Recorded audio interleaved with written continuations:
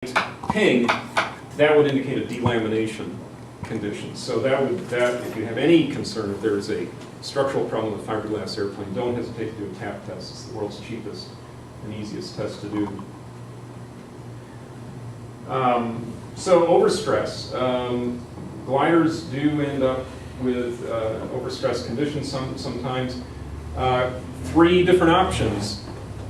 Something's going to stretch and it's going to stay there and hold the load, or it's going to stretch and it's going to break, or it's just going to break and there's not going to be the warning. Okay, number one is if you're going to walk away from the accident, and let's say this is a wing here, this is a wing of a Monterey glider that actually was overstressed, and you can see wrinkles in it. They're going to be longitudinal wrinkles from front to back. It'll be real obvious that something happened. The airplane's also going to make funny noises if you go at the end of the wing and shake it up and down. I always give a wing a good real low frequency push so you get the wings flexing. If they flex and they start making funny noises, or if they're wrinkling funny, something's not right. Okay, you can go out there. The gliders, as far as I know, are airworthy right now. You can sort of calibrate things and take a look at them now, and that should not change with time. Stress concentrations around holes. This is simple. I mean, if you see an elongated hole in the bolt, there's definitely a problem there. And this is a brittle failure example of a casting, a cast part. Again, some landing gear components can be cast. Some other parts inside the cockpit can be cast. Some handles, perhaps, that are considered to be maybe not as essential as other structural parts, they may have a brittle failure. And again, that's a really insidious failure mode because it's sudden and catastrophic. So if the condition of the blade doesn't, the condition of the part doesn't look good, if you suspect that there's a crack developing, yellow tag it. Okay, composites. I talked a little bit about composites, and we don't need sound on this, but delamination. If you get up close to any of the structural areas in a composite airplane, and you see defects that are more than 12 thousandths of an inch deep, that's going beyond the gel coat, perhaps, and you have a problem underneath the gel coat that could be serious. It could be bubbling up, it could be a little ripple in the wing, or it could be a divot. Disc bonds, this is the really important one. If you have a bushing that's embedded in composite, like all the fiberglass airplanes have, on the spar attach points. So the spars have a metal fitting embedded in the fiberglass. If that sucker comes loose, you got a big, big problem. So when you disassemble the LS6, take a look at the fittings on the end, make sure you don't see any gaps, make sure the bushings aren't loose, and when you put the airplanes together, make sure they don't rattle or anything like that. Interply separation, that would be, again, sort of like a delamination, where you have the plies separating, and it can peel right off, in fact, if the fiberglass wasn't laid up properly. That might be more typical on a repaired part of a glider, an incorrect repair that was made. You might see something like this. Okay, fiberglass landing gear legs, we're probably not going to talk about that. Crazing, at best, I like this statement right here, at best crazing adds aerodynamic drag, but at worst it can initiate cracking underneath the gel coat. And so we see crazing a lot on fiberglass sailplanes. It has to do with UV and heat damage on a overly stiff surface on the wing, and so it ends up, after time, it will start to craze. Resins become stiff when they're exposed to UV and accelerates the process. So it's something we live with.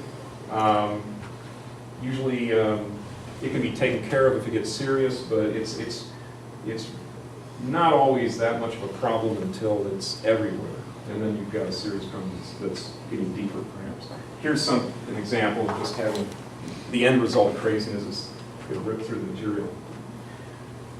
Heat damage, we'll skip that.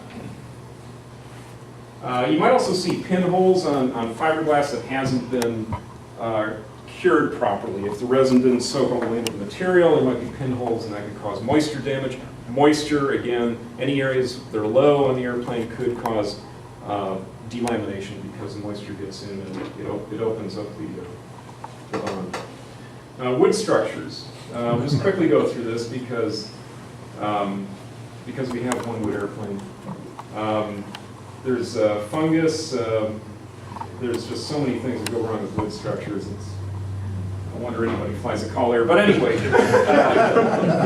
this is what you're waiting in the middle of the night thinking, oh my God, that spar is probably a piece of foam. Splitting. Okay, so if there's discoloration in the wood, that's an indication that you've got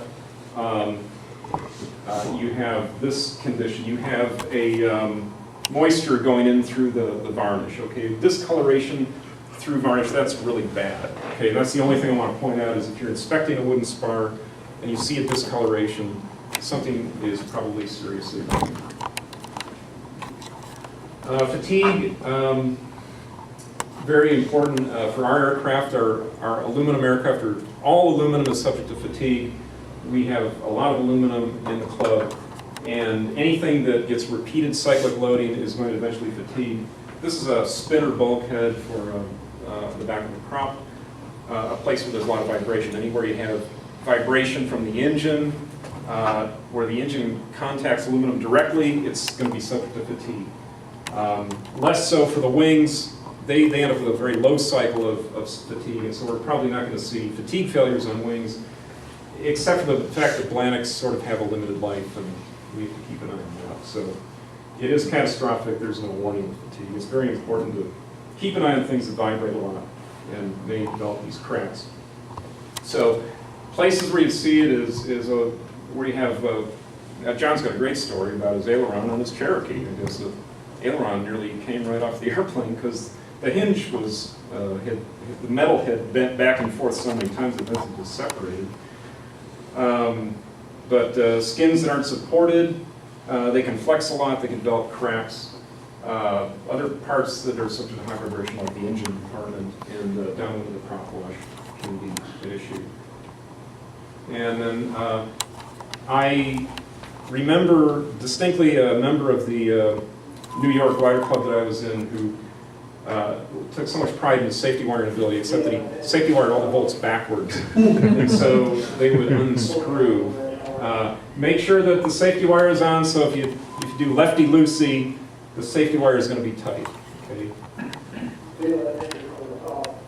So cables, make sure that the swages are tight, proper alignment of the thimble, no fraying or kinking, and turnbuckles should be safety wired. Okay, they should have a safety wire on them. Check that in the back of the. Okay. The next thing we have to cover tonight is the three phases of flight: takeoff, in-flight, and landing. What I've got up here is from the last SSF annual report, Soaring Safety Foundation annual report of accidents in 2008. There's not been an update for 2009, so we're looking at the same thing that we had last year, but it's fairly consistent from year to year. About 25% of accidents occur during takeoff, 25% in flight. Majority of glider accidents occur during the landing phase. During takeoff, some things that can go wrong. 7 takeoff accidents in 2008, 3 instances of kiting. And that's a particularly dangerous situation for not just the glider, but for the person at the front end of the tow line, who, if they don't have an opportunity or are not able to release, they're along for the ride, unfortunately.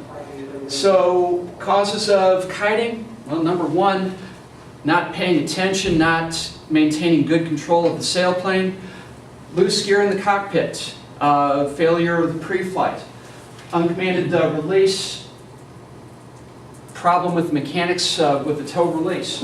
Other things that can go wrong: and misinterpreted release signal. What is the signal for dive brakes out? Well, hopefully it's going to be radio. And the reason it is because that's a frequently misinterpreted visual signal. So SSF recommends that tow pilots not give that signal at low altitude unless it's absolutely necessary, because it's very likely that the glider behind that tow plane is going to pull the release instead of retracting their dive brakes. Pull the release, now they don't have a tow plane, and guess what? They still have their dive brakes out.